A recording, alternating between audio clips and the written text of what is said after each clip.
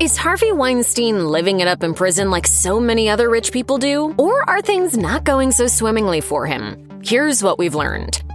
On April 25, 2024, Weinstein's original conviction that earned him 23 years in prison was overturned on appeal, which will ultimately lead to a retrial. While this is a huge blow for the victims who testified against him in 2020, he still has to serve the additional 16 years that were added on after he was tried again in 2022 for another instance of rape.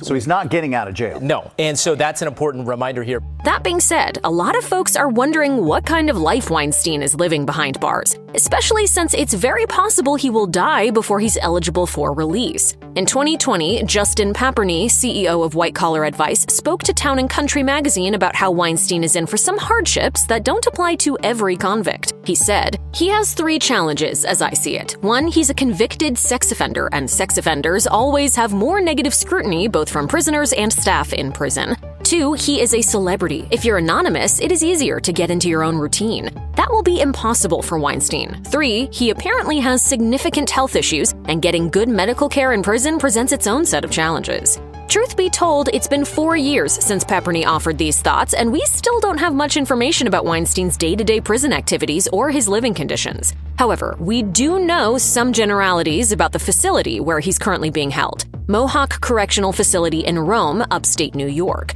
In general, Mohawk is a medium-security facility, the type of institution that houses a variety of convicted felons, drug offenders, white-collar crime offenders, sexual offenders, and so forth. As the category of prison suggests, they've got reinforced walls and security, since about 3/4 of people held there have a history of violence. But it's not as intense as anything you'll find at a maximum security facility. According to a Reddit discussion initiated by a family member of an inmate at Mohawk, the facility used to be a bit more rowdy, but has calmed down substantially in recent years. Currently, Mohawk houses 1,400 inmates across its buildings and 150-acre expanse of grounds. Like many prisons, it has a typical suite of vocational programs, law services, sex offender treatment programs, and other such offerings. It also has a 112-bed medical unit that Weinstein probably spends a decent amount of time in, considering his poor state of health.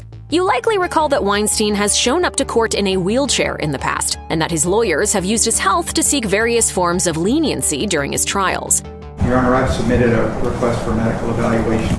As his representative, Judah Engelmeyer, explained to USA Today, the 72-year-old has a whole range of health problems, including diabetes, sleep apnea, and eye issues, all of which she characterized as very serious medical ailments. He's also complained about teeth problems in the past, stating in 2022 that he didn't want the prison dentist removing his teeth before a court appearance because he was concerned it would ruin his appearance before the judge. That same year, the New York Post described his teeth as rotten. Whether or not this is hyperbolic is unknown, although it does seem like Mohawk dentists wanted to remove some of his teeth. Whether or not this is due to lapses in his personal hygiene or indicative of the quality of healthcare at Mohawk as a whole is also unknown.